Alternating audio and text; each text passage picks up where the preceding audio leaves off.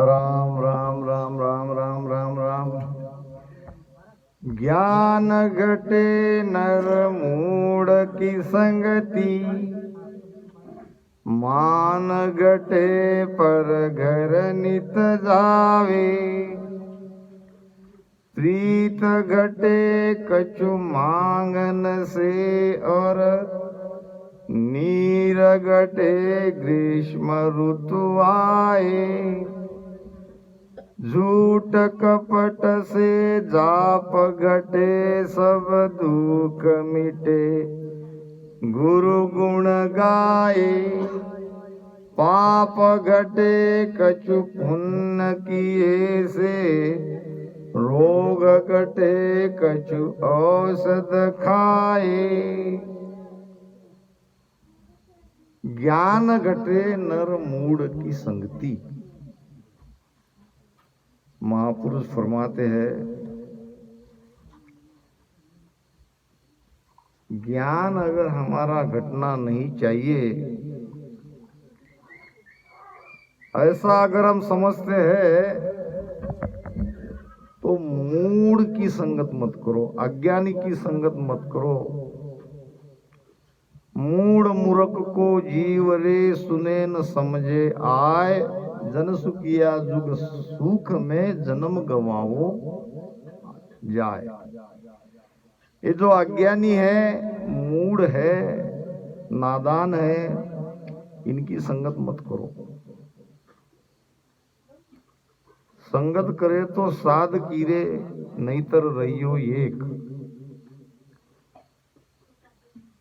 कई जगह महाराज ने प्रमाण दिया है, ज्ञानी मिलिया ज्ञान में देऊं, भेदी को समझाऊं। कह सुखराम अज्ञानी आगे, हाथ जोड़ मैं जाऊं। ज्ञानी से ही ज्ञान की बातें करनी चाहिए। अज्ञानी से अगर हम ज्ञान की बातें करेंगे तो अज्ञानी क्या समझेगा? अज्ञानी ज्ञान को नहीं समझ सकता। महाराज फरमाते हैं, हीरा परके जोहरी, और शब्द को परके साध। अब जो कोई परके साध को, ताका मता आघात। हीरा की परीक्षा जोहरी करता है, और शब्द की परीक्षा साध। यहाँ बैठे हुए सभी साध है। आप शब्द की पारखी हो, आप शब्द को परख सकते हो। भीतर में जो सदगुरु मेहर से शब्द की जागृति होती है, वो भी शब्द है। और महाराज के जो वाणी में, महाराज के जो वचन है, वो भी शब्द है। हम जो वार्तालाप करते हैं, वो भी शब्द है। शब्द को परखने वाले साध है, और जो कोई परखे साध को, ताका मता आघात। ये कोई छोटा बच्चा था, इसके जैसा, क्या नाम है इसका? हाँ, शुभम। बहुत बढ़िया। यहाँ तक आके सत्संग के लिए उन्होंने मदद बहुत बढ़िया करी, उस दिन भी और आज भी। तो शुभम के जैसा कोई छोटा बालक था, रोज सत्संग को जाता था। अब इतनी कम उम्र से अगर सत्संग में कोई आता है तो सत्संग जरूर प्रभाव उसके जीवन में करती है। और एक दिन संतों ने कहा, सत्संग में जो शब्द निकलते हैं, सत्संग में जो संत महापुरुष के वचन निकलते हैं, वो अनमोल है, उसकी कीमत नहीं हो सकती। अब बाल बुद्धि उसके मन में ये बात उतर गई। एक दिन उसकी माँ ने 50 पैसे देकर लोहार के पास एक वस्तु दी, लोहार उसको धार लगाता है, तपाता है, जलाता है। अब वो छोटी सी वस्तु और हाथ में ये 50 पैसे, ऐसे खेलते खेलते वो जा रहा था। अब इतने में वो पैसे कहीं गुम हो गए। बहुत देर तक उसने देखा, पैसे मिले नहीं। अब घर वापस जाता हूँ तो माँ की डांट पड़ती है। लोहार के पास वस्तु को ले जाता हूँ तो लोहार बिना पैसे दिए देगा नहीं। अब विचित्र परिस्थिति आ गई, फिर भी हिम्मत करके वो गया लोहार के पास, वस्तु दे दी। लोहार ने उसको धार लगा दी, गरम करके हथौड़ा लगाया और कहने लगा, बेटा पैसे। बच्चा कहने लगा, पैसे तो गुम हो गए। फिर बिना पैसे से काम कैसे चलेगा, यहाँ उधार नहीं होता। थोड़ी देर रुकने के बाद बच्चा कहने लगा उस लोहार को, मेरे पास पैसे नहीं है, मगर मेरे पास हीरे से भी कीमती अनमोल ज्ञान है। अब वो सत्संग में सुनी हुई बातें उस लोहार को सुनाने लगा। लोहार कहने लगा, चुप रहे, तेरे ज्ञान की यहाँ कोई कीमत नहीं, मुझे उससे मतलब नहीं है, मेरे पैसा लो, नहीं तो जाओ तुम घर पे। घर पे जाके पैसा लो, नहीं तो वस्तु नहीं मिलेगी। अब घर कैसे जाए? रोते रोते सीधे जहां सत्संग होती थी वहां चला गया। गुरु महाराज के सामने रोने लगा। गुरु ने कहा, क्यों बेटा, क्या हुआ? वो कहने लगा, जो अनमोल ज्ञान आप बता रहे थे, जो मैं आपसे सुनते आया हूं, उसकी तो 2 कौड़ी की भी कीमत नहीं। आज उस लोहार ने न मेरा ज्ञान सुना, केवल उसको 50 पैसे देने थे, और ये अनमोल ज्ञान मैंने उसको सुनाया। उसने कहा, ये 2 कौड़ी का ज्ञान मेरे काम का नहीं है, मुझे पैसा दो। क्या महाराज जी, सचमुच आपने जो ज्ञान दिया है वो अनमोल है या 2 कौड़ी का है? गुरु ने कहा, बेटा ज्ञान तो अनमोल है, मगर अब तुम इसे समझ नहीं सकोगे। एक अनमोल हीरा गुरु ने उस लड़के को दिया और कहा, ये जाके तुम साग सब्जी वाले के पास जाओ, उसको बेचना नहीं है, खाली उसकी कीमत करके आना है। अब साग सब्जी वाला, भाजी वाला अपना, अब उसको हीरा अगर दिया तो उसकी कीमत भाजी वाले को क्या पता। उसने ऐसा देखा, क्या है और क्या नहीं ये तो मुझे पता नहीं, 150 का जो होना हो ले जाओ इसके बदले में अगर चाहते हो तो। थोड़ा बच्चा खुश हुआ। जो लोहार 2 कौड़ी का उस ज्ञान को नहीं कीमत दे रहा था, कम से कम गुरु से मिली हुई ये वस्तु को ये साग सब्जी वाला 150 उसके बदले में देने को तैयार है। वापस आया गुरु के पास। गुरु ने कहा, अब ऐसा करो, इसको किराना दुकान में जाओ, जहां अनाज मिलता है, वहां जाकर दुकानदार को कहा, इसके बदले में मुझे आप कितना किराना सामान दोगे? दुकानदार ने कहा, अब देखो मेरा व्यवहार तो पैसे से चलता है, फिर भी तुम लाए हो इस वस्तु की, तो 1000 रुपए का माल मैं दे सकता हूँ, चाहो तो ले लो। वापस आया, कहने लगा, गुरुदेव ये तो 1000 रुपए का माल देना कबूल करें। अब तुम जाओ सुनार के पास, सुनार ने देखा और कहा, है तो ये चीज महंगी, फिर भी ठीक तरह से मुझे इसकी कीमत का पता नहीं है। वो कीमत लगाने के बाद मैं तुम्हें कहूँगा कितने रुपए में ये चीज मैं ले सकता हूँ। अभी के 50-60 हजार या लाख रुपए तक अगर चाहो तो तुम ले लो। वापस आ गया। गुरुदेव वो तो लाख रुपया तक देना कबूल किया। अब जाओ तुम जौहरी के पास। बच्चा गया जौहरी के पास। जौहरी ने बहुत देर तक उस अनमोल हीरो को निहारा, देखा। कहने लगा, बेटा मेरे पास जितने रुपए है, घर पे मेरे जितने रुपए है, ये सब मिला के इसकी कीमत नहीं होती है। फिर भी मैं ज्यादा से ज्यादा देने की कोशिश करता हूँ और ये 1000 रुपए तुम ऐसे ही ले जाओ। तुमने मुझे अनमोल हीरा आज दिखाया।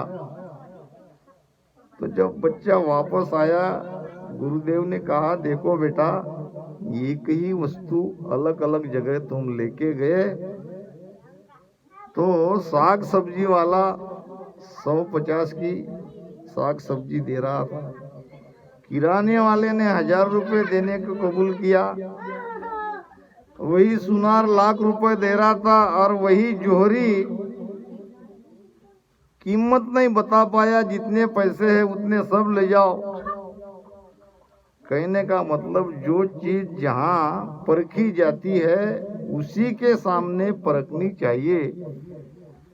अगर ज्ञान आप अज्ञान लोगों के पास जाकर बांटोगे तो वो उल्टी निंदा करेगा, उसकी कीमत तो नहीं समझेगा, निंदा करेगा। ज्ञान घटे नर मूढ़ की संगत, और हमारा भी ज्ञान घटेगा। ऐसे हम अज्ञानी में बांटते जाएंगे तो हमारा भी ज्ञान घटेगा। और मान घटे पर घर नित जावे, बिना बुलाए बिना प्रेम किए पर घर में जाना नहीं चाहिए। नीत मतलब हमेशा हमेशा अगर कोई बिना बुलाए किसी के घर पे जाता है तो उसका मान सम्मान नहीं रहता, घट जाता है। राम स्नेह की बात अलग है, ये तो प्रेम की भक्ति है। यहाँ तो बिना राम स्नेह से मिले रह नहीं पाता। ये राम स्नेह पे लागू नहीं है बात, ये तो जनरल बात संत कह रहे हैं। राम स्नेह तो राह ही देखता है कब मेरे राम स्नेह आ जाए। वो तो अगर सच्चा राम स्नेह है तो वो तो प्रेम वहां पे है ही है, बढ़ता बढ़ता जाएगा, कम नहीं होगा। प्रीत घटे कछु मांगन से, किसी को हम कुछ मांगते हैं, रुपया कहो, पैसा कहो, कोई बात, या गहने अगर हम मांगते हैं तो हमारे अंदर जो प्रीति है वो घट जाती है। मांगने से प्रीति घटती है। और नीर घटे ग्रीष्म ऋतु आवे, ग्रीष्म ऋतु से नीर नाम पानी जल घटता है। झूठ कपट से जाप घटे, झूठ और कपट, झूठ क्या, बिना मतलब के अपने स्वार्थ के लिए कोई किसी से झूठ बोलता है तो वो झूठ। अब व्यवहार में, संसार में हम रहते हैं तो व्यवहार में कभी कभी बोलना पड़ता है। क्यों बोलना पड़ता है? समय देख के, परिस्थिति अनुसार। मान लो आपके पास रुपया पैसा है, किसी ने उधार आपसे लिया और आपने सच बता दिया, हाँ भाई है मेरे पास पैसा, लो। अब वो लाके नहीं दे रहा है और वापस मांग रहा है, तो वहां तो आपको कुछ न कुछ तो बहाना करना ही पड़ेगा। राजा शिबी था, आपने कथा सुनी होगी। और राजा शिबी के गोद में एक कबूतर आ गया और राजा से प्रार्थना करने लगा, महाराज मैं आपके शरण में आया हूं, मेरी जान बचाओ। पीछे पीछे बिल्ली आई वो कबूतर को पकड़ के खाने के लिए। बिल्ली को का राजा ने कहा कि तुम कबूतर को खा नहीं सकती। बिल्ली कहने लगी, महाराज जैसे तुम उस कबूतर की जान बचा रहे हो ये तुम्हारा धर्म है, इसी प्रकार मुझे भोजन मिलना चाहिए, ये भी तुम्हारा धर्म है। मैं भूखी हूं, मुझे कुछ न कुछ खाने के लिए चाहिए और मेरा आहार आपके पास है और आप शरण में लेके उनकी जान बचा रहे हो। तो शिबी राजा ने कहा, चिंता मत करो, तुम्हारी व्यवस्था भी हो जाएगी। तो कहते हैं कि अपना स्वयं का मांस काट कर शिबी राजा ने उस बिल्ली को दिया। ये है न्याय की बात, ये है सत्यता। कई प्रमाण और आते हैं। और कपट, महाराज ने तो एक हृदय में ही ये पूरा ज्ञान दिया है, कपट नहीं रखना चाहिए किसी के बारे में। कूड़ कपट मन लालची, इनसे भक्ति न होए, और जो करे तो सुखराम कहे, लोक दिखावा होए। कपटी है, लाभी है, लोभी है, लालची है, ये भक्ति में आगे नहीं बढ़ेगा। कपटी राम न पावे हो, कपटी राम न पावे, अंत काल पछतावे साधु, कपटी राम न पावे हो, कपटी राम न पावे। मुख पर मीठा बोल गुताई, मुख पर मीठा बोल गुताई, सेणो समझणो बोले हो, सेणो समझणो बोले। दाव गाव सुयो उर भरियो, दाव गाव सुयो उर भरियो, सायब कहो क्यों पावे हो, सायब कहो क्यों आवे हो, कपटी राम न पावे साधो, कपटी राम न पावे हो, कपटी राम न पावे हो। कौरव पांडव लाख कोशिश करने पर भी युद्ध उनमें हुआ। सबने टालने की कोशिश करी, फिर भी होनी होकर रही। जब युद्ध प्रारंभ होने वाला था तो कौरव की तरफ से महारथी कर्ण, सभी रथी महारथी कौरव की तरफ ही थे। दुर्योधन ने कहा कि एक कर्ण अगर अपनी क्षमता अनुसार युद्ध लड़े तो हमारी विजय निश्चित है। कर्ण गया परशुराम के पास, और परशुराम था ब्राह्मण। परशुराम के बारे में एक बात आप जानते हो या नहीं जानते हो, बता देता हूं। 18 बार सृष्टि को क्षत्रिय के बिना, यानी जितने क्षत्रिय थे सबको उसने काट डाले।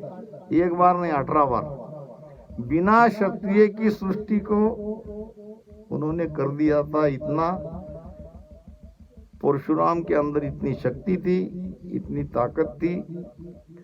अब ये कर्ण था क्षत्रिय, और वहां तो उसने क्षत्रिय को मारने की सौगंध खाई थी। परशुराम के पास जो विद्या थी ये कर्ण सीखना चाहता था। फिर कर्ण ने ब्राह्मण का वेश लिया, क्योंकि क्षत्रियों को तो शिक्षा नहीं दे सकते थे, और ब्राह्मण बनकर परशुराम के शिष्य बन गए कर्ण। बड़ी सेवा की अपने गुरु की, और जो कुछ भी विद्या थी वो सिखाते गए, कर्ण सीखता गया। एक दिन का प्रसंग है, दोनों जंगल के रास्ते जा रहे थे, गुरु चेला। गुरु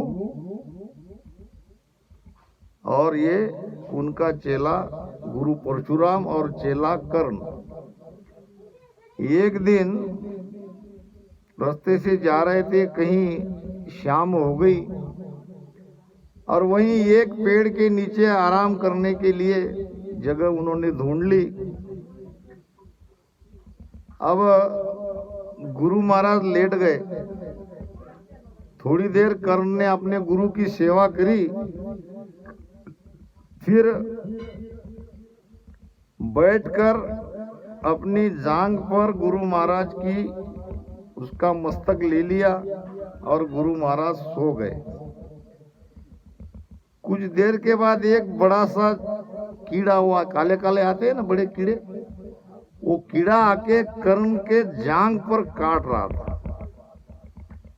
अब कर्ण को लगा अगर मैं पैर हिलाता हूं तो गुरु महाराज की नींद खराब होती है,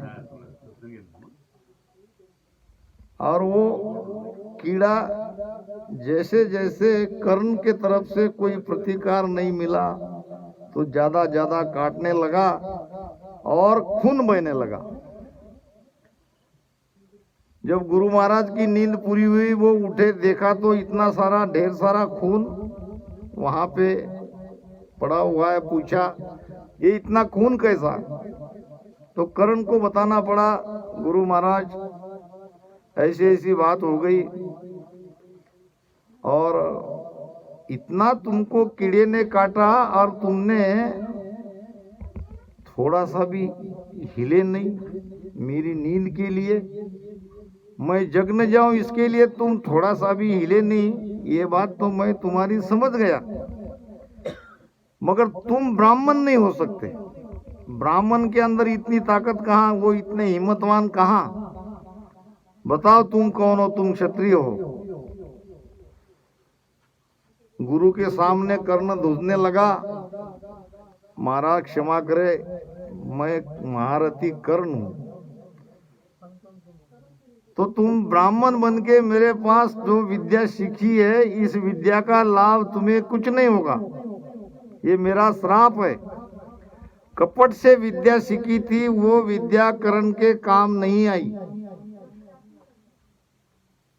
फिर आखिर में नाराज होकर जाने लगा। गुरु महाराज ने 5 अस्त्र उसे दे दिए। आखिर तुमने मेरी सेवा की है, मेरा तुम शिष्य अभी तक थे, तो गुरु के पास से शिष्य कभी खाली हाथ नहीं जाता, कुछ न कुछ गुरु देते ही है। अब पहले जो सिखाया उसका तो बारे में श्राप दे दिया कि ये कोई काम नहीं आएगी, मगर मेरी तरफ से ये 5 अस्त्र मैं तुमको देता हूँ। 5 अस्त्र लेके आया। वो भी जब मालूम पड़ा कुंती को, तो कुंती ने आके वो 5 अस्त्र भी मांग लिए। कर्ण समान दाता नहीं था, कर्ण दानशूर था। जो उसको मांगा जाए वो उसने दे दिया। आखिर में तो भगवान कृष्ण ने उसके सोने के दांत मांगे, उसके शरीर में कोई ताकत नहीं थी। ऐसे लेटते लेटते पत्थर के पास जाके पत्थर पर ऐसा मुख को मार के उसने सोने के दान भी भगवान कृष्ण को दे दिया। अर्जुन ने देखा महारथी कर्ण के समान कोई दाता नहीं है, दानशूर नहीं है। कहने का मतलब कपट से उसने विद्या सीखी थी, वो उसके काम नहीं आई। कपटी राम न पावे हो, अंत काल पिछतावे साधु कपटी राम न पावे हो। कपट से नहीं रहना है, मुख पर मीठा। कपट किसको कहते हैं? मुख पर मीठा, अंदर में कुछ बाहर में कुछ, ओटात एक पोटात एक, ये है कपट। अंदर बाहर दोनों एक होना चाहिए। अंदर में कुछ अलग सोच रहे हैं, बाहर में कुछ अलग कह रहे हैं, झूठी झूठी प्रशंसा कर रहे हैं, झूठी झूठी मान सम्मान उसका कर रहे हैं। भीतर से तो हम उसको चाहते नहीं है। यह है कपट। मुख पर मीठा बहु लगुताई, सेणो समझणो बोले हो। दाव घाव सु ये उर भरियो। उर नाम हृदय। दाव घाव अगर हमारे अंदर है तो परमात्मा नहीं मिलेंगे, चाहे कितना ही भजन कर लो। संतों के वचन है, भजन के साथ साथ हमारे अंदर के विकार भी जाने चाहिए।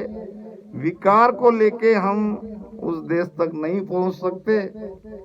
झूठ कपट सो जाप घटे, भजन नहीं बढ़ेगा। भजन बढ़ाना है तो झूठ कपट को छोड़ना है। महाराज ने कहा, कई जगह इसके प्रमाण दिए हैं।